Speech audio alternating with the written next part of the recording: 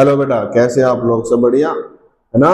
चलो, पढ़ाई भी कर रहे होंगे बेटा आप लोग घर पे, ठीक है? और अपनी तबीयत का भी ख्याल रख रहे होंगे आप लोग। This is Abhilash Yadav in front of you, social science teacher बेटा, ठीक है? चलो, हम लोगों ने लास्ट चैप्टर कौन सा किया था बेटा? हम लोगों ने जो लास्ट चैप्टर किया था वो था कौन से वाला? इलेक्टोरल सिस्टम था, जिसके अंदर और यूनिवर्सल अडल्ट फ्रेंचाइज, ठीक है? उसके अंदर हम लोगों ने इलेक्शंस के बारे में बातें की थी, ठीक है? लोकसभा, राज्यसभा के इलेक्शन के बारे में बातें की थी। हम लोगों ने प्रेसिडेंट, वाइस प्रेसिडेंट के इलेक्शन के बारे में बातें की थी बेटा, है ना? तो हमारा जो एक नया चैप्टर है बेटा, उससे ही रिलेट करेगा, पॉलिटिकल साइंस का ही है नेक्स्ट चैप्टर भी।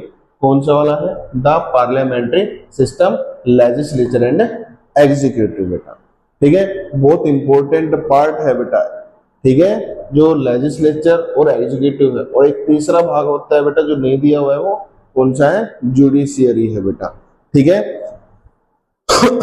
हम लोग इस चैप्टर में पढ़ने क्या वाले हैं? हम लोग इसके अंदर पूरा पार्लियामेंट्री सिस्टम पढ़ेंगे बेटा। लॉ किस प्रकार से बनते हैं, लॉ बनाता कौन है, लॉ की रक्षा कौन करता है, लॉ को लागू कौन करता है, ठीक है? एक एक करके हम लोग बातें करेंगे इसी चीज के अंदर बेटा, ओके? जैसा कि आप लोगों को पता है बेटा, मैंने लास्ट वाले चैप्टर में भी स्टार्टिंग ऐसे ही की थी कि 1947 से पहले भारत अंग्रेजों का गुलाम था। भारत के पास अपना कोई भी पॉलिटिकल सिस्टम नहीं था, ठीक है? उसके बाद में 1947 के बाद में क्या हुआ? भारत आजाद हुआ।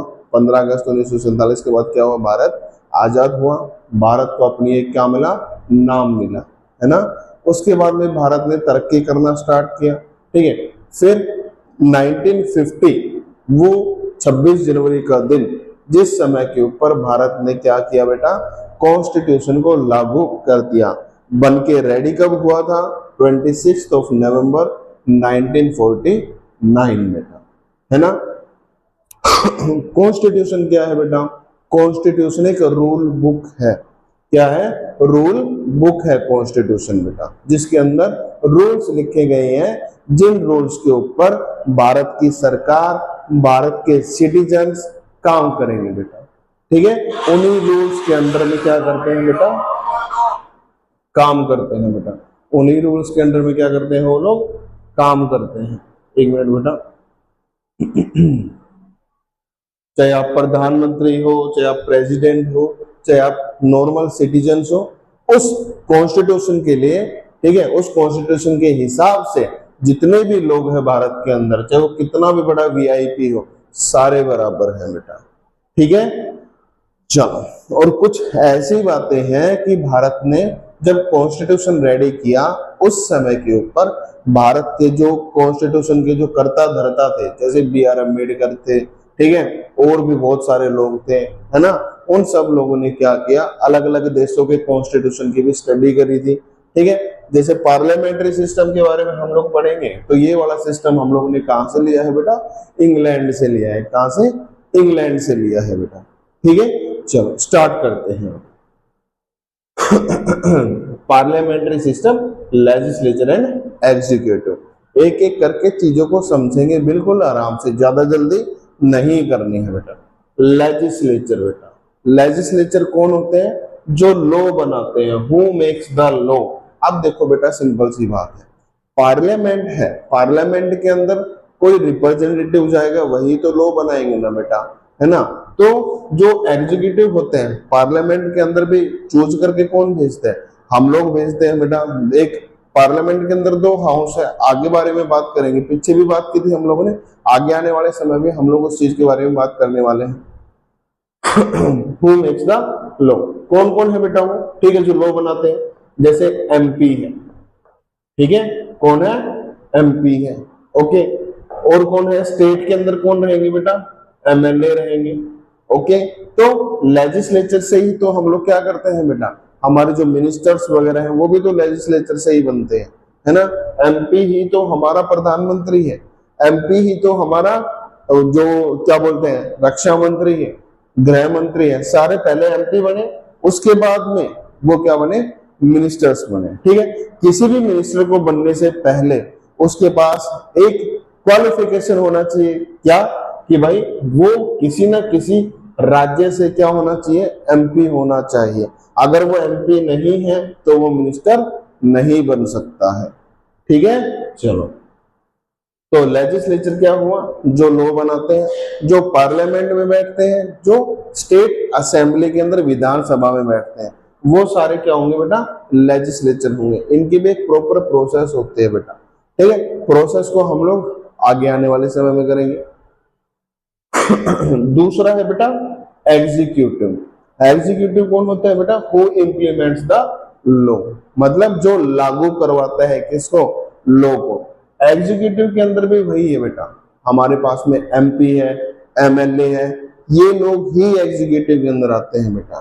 ठीक है, और यहाँ पे कौन होंगे बेटा, जो मेन जो मिनिस्टर्स बन जाते हैं, एमपीज, ठीक है, या फिर एमएलए, जो मिनिस्टर बन के निकल जाते हैं, वो लोग क्या करते हैं, लॉ बनाने में मदद करते हैं। और लागू करने में कौन हेल्प करेंगे, जो एमपीज होते हैं, जो छोटे छोटे मिनिस्टर्स होते हैं, या फिर आईएएस ऑफिसर, आईपीएस ऑफिसर। तो एग्जीक्यूटिव को दो हिस्सों के अंदर डिवाइड किया है बेटा। कौन कौन सा है बेटा, एग्जीक्यूटिव को दो हिस्सों में डिवाइड किया है। कौन कौन से हैं, देखो, एक है बेटा परमानेंट, ठीक है, और दूसरा कौन सा है बेटा, पॉलिटिकल। कौन सा है, एक परमानेंट एग्जीक्यूटिव होता है, दूसरा पॉलिटिकल एग्जीक्यूटिव होता है बेटा। ठीक है, परमानेंट एग्जीक्यूटिव कौन सा होता है, जो पेपर देख के पास होके, ठीक है, जो लोग जाते हैं, जैसे चीफ सेक्रेटरी हो गया, ठीक है, असिस्टेंट हो गए मिनिस्टर्स के, वो सारे क्या है, परमानेंट एग्जीक्यूटिव है बेटा। ठीक है, जैसे अगर मैं बात करूं आप लोगों से, तो जैसे इलेक्शन कमीशन ऑफ इंडिया का जो हेड है, कौन, चीफ इलेक्शन कमिश्नर, वो भी क्या है, एक प्रकार से एग्जीक्यूटिव है, और वो परमानेंट है बेटा। ठीक है, चलो। तो परमानेंट के अंदर वो लोग आएंगे जो पेपर देख के पास होके जाते हैं, जैसे आईएएस ऑफिसर, जितने भी सिविल सर्वेंट हैं, ठीक है, आईएएस, आईपीएस, वो सारे कौन होंगे बेटा, परमानेंट एग्जीक्यूटिव होंगे बेटा।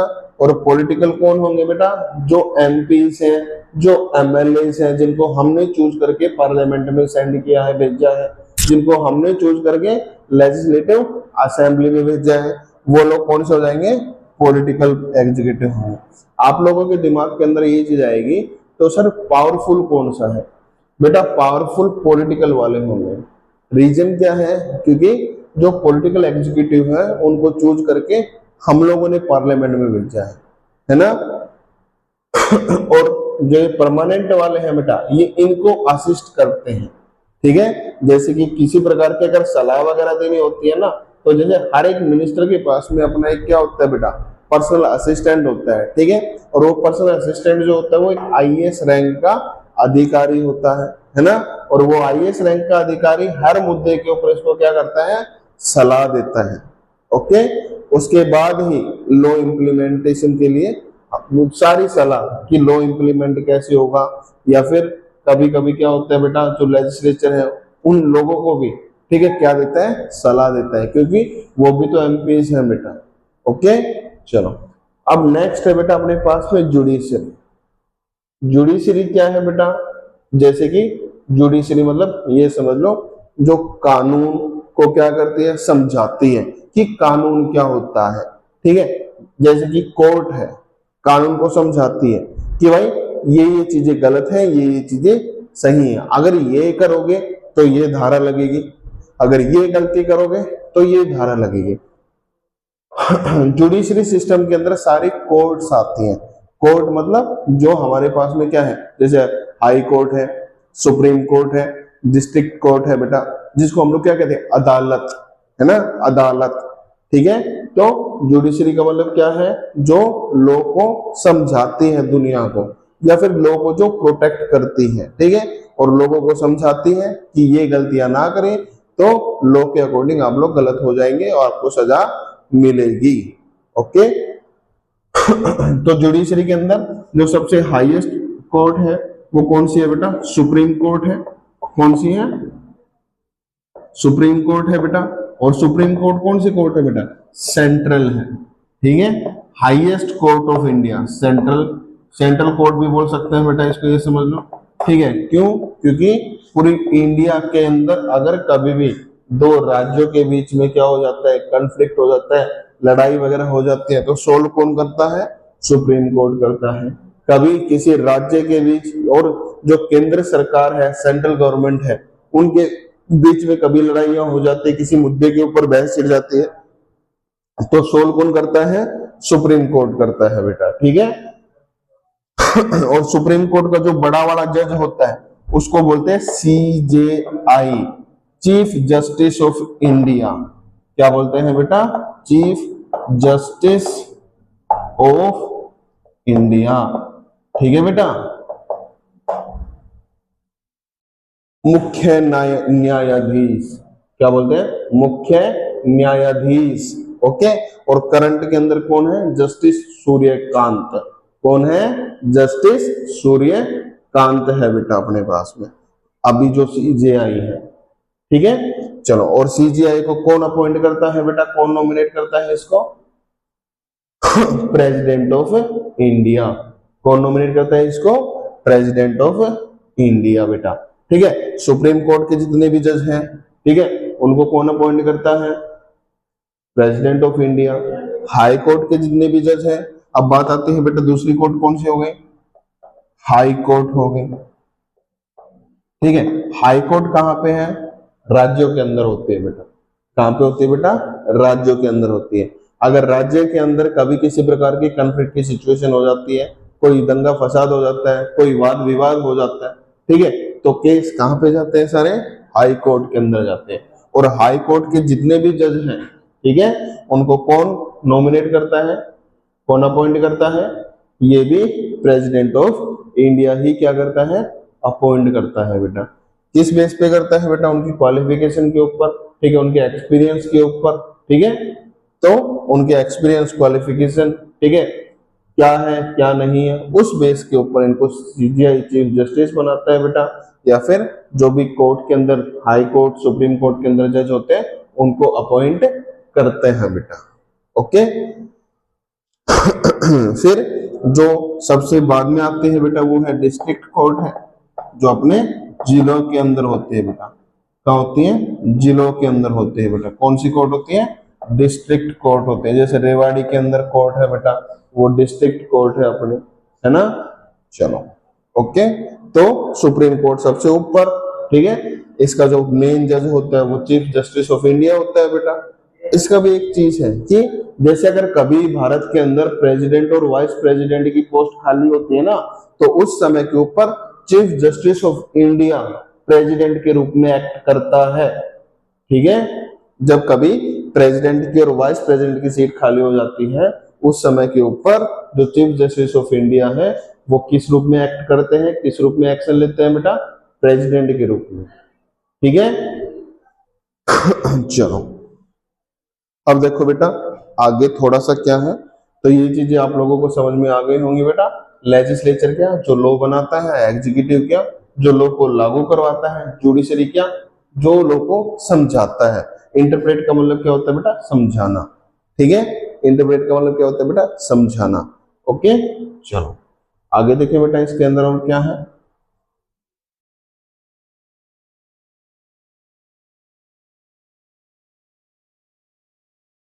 ये वैसे ही है बेटा जो पहला चैप्टर हम लोगों ने किया है ना पॉलिटिकल साइंस का, लगभग वो सारी चीजें इसके अंदर फिर से आने वाली है। ठीक है, जैसे कि क्या हो गया कि भाई अगर मैं पार्लियामेंट्री सिस्टम की बात करूं,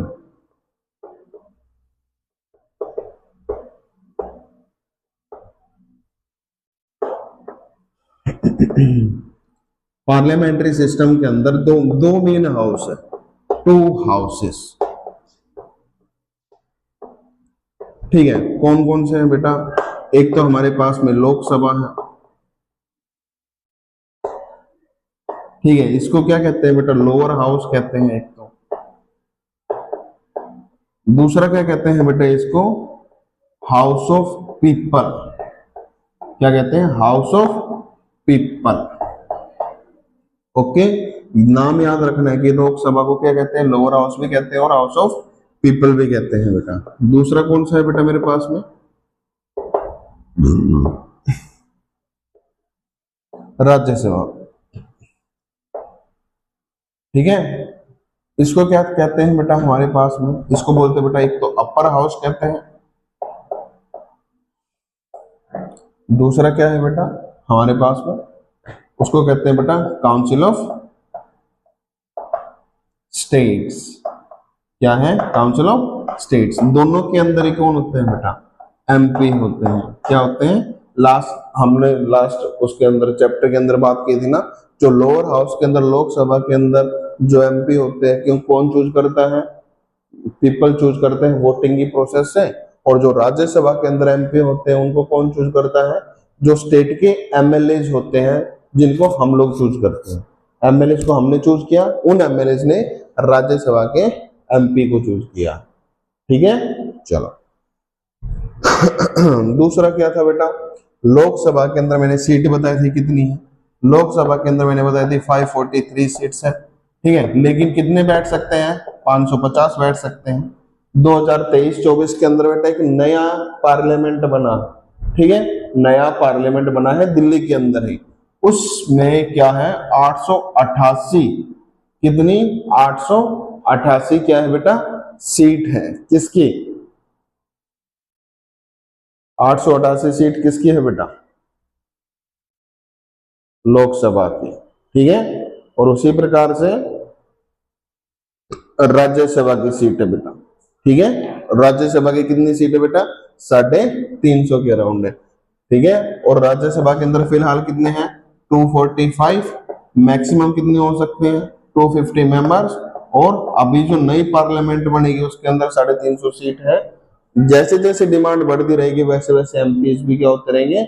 बढ़ते रहेंगे। एमपीज क्यों बढ़ते हैं? क्योंकि पॉपुलेशन बढ़ती है। ठीक है, चलो, ठीक है ना। तो बेटा आगे आने वाले वीडियोस के अंदर हम लोग लोकसभा के बारे में प्रॉपर जानेंगे और राज्यसभा के बारे में प्रॉपर जानेंगे बेटा। ठीक है, चलो इस वीडियो को मैं यहीं पे एंड करता हूं बेटा। ओके, चलो इस वीडियो के अंदर जो जो इंपॉर्टेंट बातें दी गई है बेटा उस चीज को ध्यान से लिख भी लेना। ठीक है, और नोट्स भी मैं शेयर कर दूंगा आप लोगों को। चलो तब तक बेटा टेक केयर, ध्यान रखो अपना। Thank you very much.